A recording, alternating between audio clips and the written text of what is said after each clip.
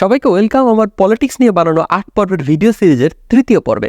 আজকে আমি আলোচনা করব পুরো পৃথিবীতে এখন গণতন্ত্রের অবস্থা কি, সেখানে বাংলাদেশের অবস্থান কোথায় এবং বাংলাদেশে গণতন্ত্র পুনঃপ্রতিষ্ঠা করার জন্য আমাদের স্পেসিফিক্যালি কি কি কাজ করা উচিত।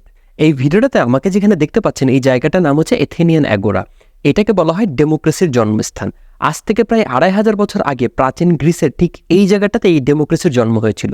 কিন্তু প্রাচীন গ্রিসের ডেমোক্রেসি আর আজকের মডার্ন ডেমোক্রেসির ভিতরে কিন্তু অনেক পার্থক্য, সেটা কিন্তু গত পর্বেই আলোচনা করেছি। তাহলে একটা দেশে গণতন্ত্র প্রতিষ্ঠা করা এবং দীর্ঘমেয়াদে গণতন্ত্র চর্চা করা কিন্তু বেশ কঠিন কাজ। সেই প্রাচীন গ্রিস থেকে 2500 বছর পরে এসে বর্তমান পৃথিবীতে সেই কঠিন কাজটা আমরা কতটুকু ভালোভাবে করতে পারছি, চলুন সেটা একটু দেখে আসি। 2023 সালের ইকোনমিস্ট ইন্টেলিজেন্সের ডেমোক্রেসি ইন্ডেক্স অনুসারে পৃথিবীর 167টা দেশের মধ্যে শুধুমাত্র 24টা দেশে ফুল ডেমোক্রেসি আছে। অর্থাৎ শুধুমাত্র পৃথিবীর 7.8% মানুষ কিন্তু ফুল ডেমোক্রেসির যে বেনিফিট সেটা এনজয় করে। এটার উদাহরণস্বরূপ আমি বর্তমানে যেখানে বসে এই ভিডিওটা বানাচ্ছি, লাক্সেমবার্গ, সেটা কিন্তু একটা ফুল ডেমোক্রেটিক কান্ট্রির উদাহরণ। অন্যদিকে এই ইন্ডেক্সে 50টি দেশের ডেমোক্রেসিকে ফ্লড ডেমোক্রেসি বলা হয়েছে।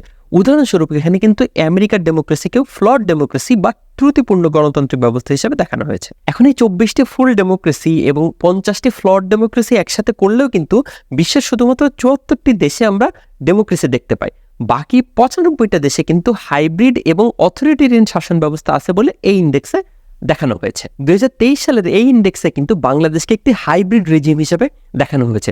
অর্থাৎ এখানে free and fair election, political participation এবং পলিটিক্যাল কালচার নিয়ে বেশ কনসার্ন আছে এবং এখানে রুল অফ ল বা আইনের শাসনও বেশ দুর্বল। আসলে শুধু বাংলাদেশ না, পৃথিবীর অনেক জায়গাতেই কিন্তু সাধারণ জনগণ আসলে তাদের ডেমোক্রেসি নিয়ে হ্যাপি না। কিছুদিন পরেতে আমেরিকাতে ইলেকশন, কিন্তু রিসেন্ট একটা রিপোর্ট অনুযায়ী 72% আমেরিকান বিলিভ করে আমেরিকার বর্তমান গণতন্ত্রের যে অবস্থা তাতে আমেরিকা কোনোভাবেই পৃথিবীর অন্যান্য দেশগুলোর জন্য গণতন্ত্রের জন্য এখন আর একটা রোল মডেল না। সো বুঝতেই পারতেছেন দীর্ঘমেয়াদে গণতন্ত্র চর্চা করা আসলে খুব সহজ জিনিস না। আমরা অনেক সময় মনে করি একটা দেশের প্রধানমন্ত্রী বা প্রেসিডেন্ট যখন স্বৈরাচারী হয়ে ওঠেন বা ওই দেশের যখন আইন বিভাগ, বিচার বিভাগ এবং সংবাদ মাধ্যম যখন স্বাধীন থাকে না, তখন আসলে ওই দেশের গণতন্ত্র ধ্বংস হয়। সত্যি, কিন্তু আজকের ভিডিওটাতে আমি এই জিনিসগুলোর বাইরেও আরও 3টি প্রধান রুট কজ নিয়ে আলোচনা করব এবং অন্তর্বর্তীকালীন সরকার যদি সেগুলো ফিক্স করার কোনো পদক্ষেপ না নেন তাহলে পরবর্তীতে যেই দল ক্ষমতা আসবে তারা আবার সবকিছু আগের মতো করে ফেলবে এবং দীর্ঘমেয়াদে বাংলাদেশে আসলে গণতন্ত্র চর্চা করা সম্ভব হবে না। সো আমার প্রথম পয়েন্টটা হচ্ছে নিয়ম করে বাংলাদেশের নির্বাচনী ব্যবস্থা পরিবর্তন করতে হবে। খুব সিম্পল কিছু এক্সাম্পল দিই। বর্তমানে বাংলাদেশে নির্বাচনে যেই দল সবথেকে বেশি সিট পায় সেই দলের যিনি প্রধান, উনি আসলে প্রধানমন্ত্রী হিসাবে দায়িত্ব গ্রহণ করে থাকেন। এই ব্যাপারটা পরিবর্তন করতে হবে। সো নির্বাচনের সময় বাংলাদেশের মানুষ এমপি হিসাবে একটা ভোট দিবে, পাশাপাশি সে প্রধানমন্ত্রী হিসাবে কাকে দেখতে চায় এটার জন্য আলাদা করে একটা ভোট দেওয়ার সুযোগ পাবে। অর্থাৎ সে যদি মনে করে সে এক দলের লোককে একটা এমপি হিসেবে ভোট দিতে চায় কিন্তু অন্য ছোট দলের কোনো একজন লোককে সে প্রধানমন্ত্রী হিসেবে বেশি যোগ্য মনে করে, সে তাহলে তাকেও ভোট দেওয়ার সুযোগ পাবে। এতে করে দেশের প্রধানমন্ত্রী সরাসরি একদম সবথেকে বড় দলের যিনি প্রধান তিনিই হবেন না, দেশের জনগণ সরাসরি ভোটের মাধ্যমে প্রধানমন্ত্রী নির্বাচনের একটা সুযোগ পাবে এবং কোনো ছোট দলের কোনো ব্যক্তি যদি যোগ্যতা থাকে তারও কিন্তু প্রধানমন্ত্রী হওয়ার একটা সুযোগ থাকবে। দ্বিতীয় যে পরিবর্তনটা আমি সাজেস্ট করবো সেটা হচ্ছে আনুপাতিক পদ্ধতি।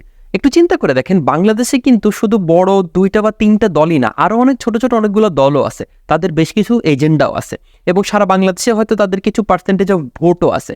কিন্তু যেহেতু তারা দল হিসেবে ছোট এবং অনেক সময় তাদের পক্ষে কোনো একটা আসনে এককভাবে বিজয় লাভ করা সম্ভব হয় না, সেজন্য বাংলাদেশের সরকারে বা সংসদে এদের মতামত কখনোই যে পৌঁছায় না। সো আমরা যদি একটি বহুদলীয় গণতন্ত্র প্রতিষ্ঠা করতে চাই তাহলে কিন্তু আমাদের এটা ইনশিওর করতে হবে দেশের সকল দল এবং মানুষের মতামত যেন সংসদ এবং সরকারে গিয়ে পৌঁছায়।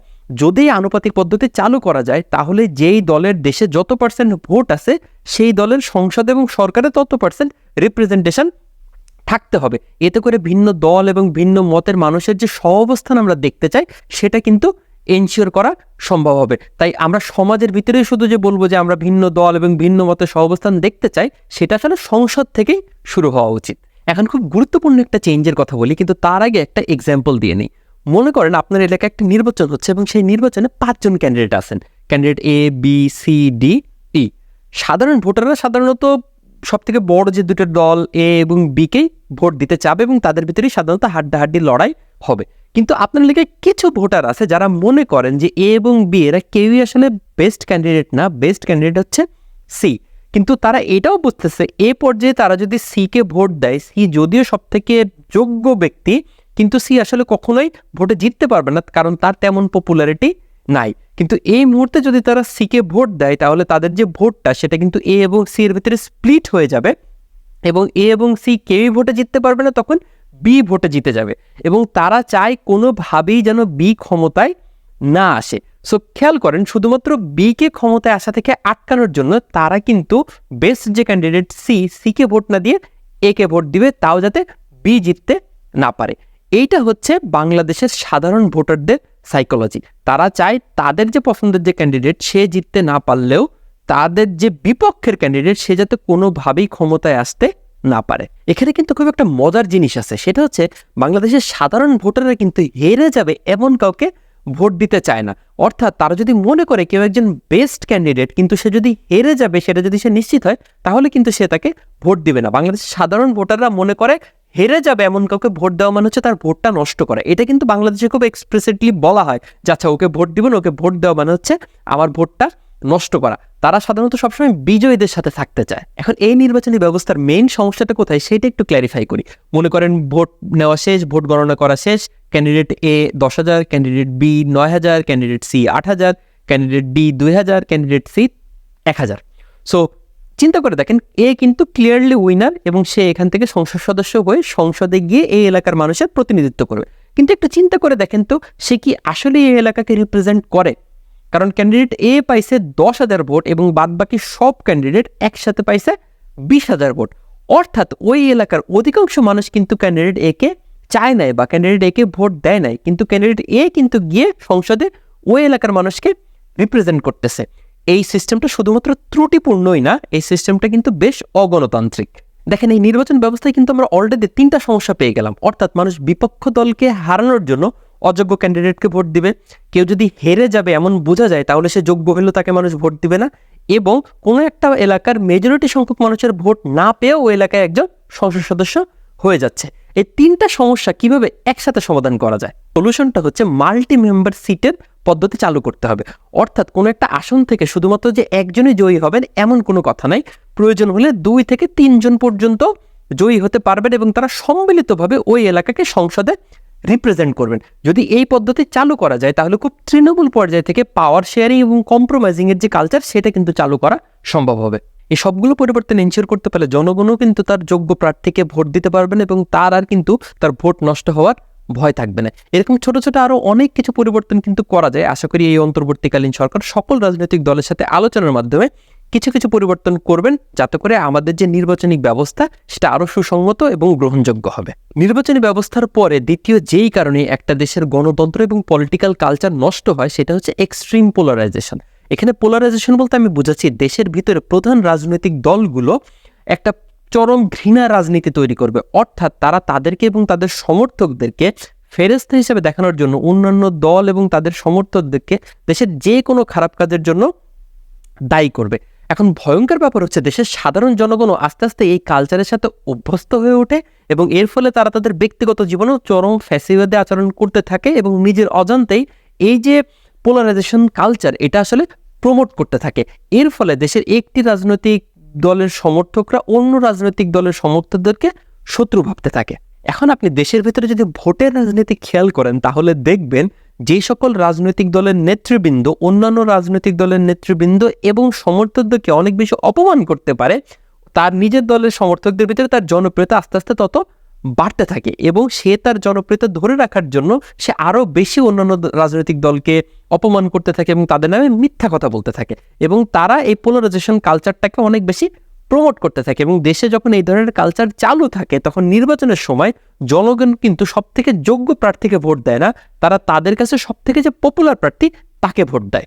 এই ধরনের এক্সট্রিম পোলারাইজেশন আস্তে আস্তে আইডেন্টিটি পলিটিক্সে রূপ নেয়। অর্থাৎ কোনো একটা রাজনৈতিক দল যখন কোনো একটা পলিসি বা কোনো একটা প্রজেক্ট হাতে নেয় তখন অন্যান্য রাজনৈতিক দলগুলো স্বভাবতই সেটার বিরোধিতা করবে, কারণ তারা কিন্তু ওই দলের কোনো পলিসি বা প্রজেক্টকে জাজ করতেছে না, তারা জাস্ট অন্য একটা দলকে বিরোধিতা করার চেষ্টা করতেছে। অন্য একটা রাজনৈতিক দল ভালো কোনো কিছু করা মানেই হচ্ছে তাদের জন্য আইডেন্টিটি ক্রাইসিস। সো এমন একটা কালচার তৈরি হয় যেখানে হয় একটা রাজনৈতিক দল থাকবে অথবা অন্য একটা রাজনৈতিক দল থাকবে, দুইটা দলের রাজনৈতিক সহাবস্থান কোনোভাবেই পসিবল না। তাই একটা দল ক্ষমতায় আসলে অন্য একটা দলকে নিশ্চিহ্ন করে দেওয়ার চেষ্টা করবে। এই যে পলিটিক্যাল কালচার, এটাকে বলা হয় উইনার টেকস অল কালচার। এই ধরনের যে কালচারটা, এইখানে কোনোভাবেই পাওয়ার শেয়ারিং বা কম্প্রোমাইজ পসিবল না। এই যে বাংলাদেশে আপনি এতদিনের রাজনীতি দেখতেছেন, আপনি কখনো প্রধান বিরোধী দলকে সরকারি দলের সাথে কোনো কম্প্রোমাইজ করার জন্য আলোচনায় বসতে দেখেছেন?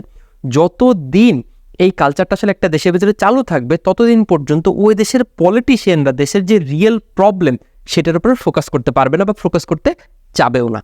আমি যেখানে বসে ভিডিওটা বানাচ্ছি, সেই লাক্সেমবার্গে কিছুদিন আগে নির্বাচন হয় এবং গত নির্বাচনে আগেরবার যিনি প্রধানমন্ত্রী ছিলেন তার দল কিন্তু মেজরিটি পায় না, এবং সেই কারণে নতুন প্রধানমন্ত্রী আসছে। কিন্তু এই নতুন সরকারেও আগের যিনি প্রধানমন্ত্রী ছিলেন তিনি কিন্তু ফরেন মিনিস্টার হিসেবে আছেন। একটু চিন্তা করেন তো, এই ঘটনাটা কি বাংলাদেশে কল্পনা করা যায়? বাংলাদেশে যদি আপনি প্রধানমন্ত্রী থাকেন এবং পরের ইলেকশনে আপনার দল যদি মেজরিটি সিট না পায়, তাহলে হয় আপনার দেশ ছেড়ে পালাইতে হবে অথবা আপনি জেলে যাবেন। কারণ কি? কারণ হচ্ছে বাংলাদেশের রাজনীতিবিদরা ব্যাপকভাবে এই পোলারাইজেশন প্রমোট করে। অথচ গণতন্ত্রের ক্ষেত্রে কিন্তু সবথেকে গুরুত্বপূর্ণ হচ্ছে ভিন্ন দল এবং ভিন্ন মত। সচেতন নাগরিক হিসেবে আমাদেরকে কিন্তু মনে রাখতে হবে, বাংলাদেশের জন্য শক্তিশালী বিরোধী দল হচ্ছে একটা আশীর্বাদ। তাই বিরোধী দল এবং মতকে কখনোই নির্মূল করে দেওয়ার যে চেষ্টা, সেটাকে সমর্থন করা যাবে না। এবং বাংলাদেশের গণতন্ত্রের জন্য বহুদলীয় গণতন্ত্রের কোনো বিকল্প নাই। তাই একজন সচেতন নাগরিক হিসেবে আপনার এবং আমার কখনোই এই পোলারাইজেশনের যে কালচার, সেটা প্রমোট করা উচিত না। এবং যদি সম্ভব হয় তাহলে আলোচনা, কম্প্রোমাইজ এবং পাওয়ার শেয়ারিংয়ের যে কালচার, সেটা প্রমোট করা উচিত। তৃতীয় যেই কারণে একটা দেশের গণতন্ত্র নষ্ট হয়, সেটা হচ্ছে extreme inequality due to corruption. অর্থাৎ সরকারি লোকজন এবং তাদের সুবিধাভোগী লোকজনরা দুর্নীতির মাধ্যমে আসলে এত সম্পত্তির মালিক হয়ে যায় যে দেশের সাধারণ লোকজনের যে দৈনন্দিন যে দুর্দশাগুলো, সেগুলোর সাথে তাদের আর কোনো সম্পর্ক থাকে না। অর্থাৎ তারা দেশের ভিতরে কোনো চিকিৎসা নেন না, তারা দেশের ভিতরে পড়াশোনা করেন না, দেশের পাবলিক ট্রান্সপোর্টেশন ইউজ করেন না, অথবা দেশের যে কোনো ধরনের দুঃখ দুর্দশা তাদেরকে আসলে স্পর্শ করে না। তাই নিয়ম করে এমন ব্যবস্থা করতে হবে যাতে সরকারি লোকজন, তাদের পরিবারের লোকজন এবং তাদের সুবিধাভোগী লোকজন চিকিৎসার জন্য খুবই এক্সট্রিম নেসেসিটি ছাড়া দেশের বাইরে যেতে পারবেন না, দেশের ভিতরে পড়াশোনা করতে হবে, নিয়ম করে পাবলিক ট্রান্সপোর্টেশন ইউজ করতে হবে এবং নিয়মিত ভিত্তিতে তাদের সম্পদের হিসাব রাখতে হবে। প্রয়োজন হলে দুর্নীতি দমন কমিশনের একটি স্পেশাল ব্রাঞ্চ থাকবে যারা শুধুমাত্র এই সরকারি লোকজনের সম্পদের হিসাব রাখবে। সো পুরো ভিডিওটাতে যে রিফর্মগুলো সাজেস্ট করলাম, সেগুলো পাশাপাশি যে বেসিক জিনিসগুলো নিয়ে আমরা সবসময় কথা বলি, যে আমাদের দেশে আইন বিভাগের স্বাধীনতা থাকতে হবে, বিচার বিভাগের স্বাধীনতা থাকতে হবে, আমাদের দেশে গণমাধ্যমের স্বাধীনতা থাকতে হবে, এগুলো একদম বেসিক। এগুলো ডেফিনেটলি এনশিওর করতে হবে। আমাদের সংবিধানে শুধু সুন্দর সুন্দর কথা লেখা থাকলেই হবে না, বাস্তবে সেগুলোর প্রয়োগ থাকতে হবে। কারণ আমাদেরকে মনে রাখতে হবে, একটা সুন্দর সংবিধানের, একটা সুন্দর গণতান্ত্রিক সংবিধানের মাধ্যমে কিন্তু একটা দেশ গণতান্ত্রিক হয়ে ওঠে না, বরং একটা গণতান্ত্রিক সংবিধানের প্রয়োগের মাধ্যমে একটা দেশ গণতান্ত্রিক হয়ে ওঠে। তো আজকের ভিডিওতে আমি আলোচনা করলাম যে একটা দেশের গণতন্ত্র কিভাবে ধ্বংস হয় এবং বাংলাদেশের গণতন্ত্র কিভাবে পুনঃপ্রতিষ্ঠা এবং রক্ষা করা সম্ভব। আগামী ভিডিওতে আমি আলোচনা করব যে একটি গণতান্ত্রিক সরকার ব্যবস্থায় সাধারণ জনগণের আসলে কতটুকু স্বাধীনতা থাকা উচিত।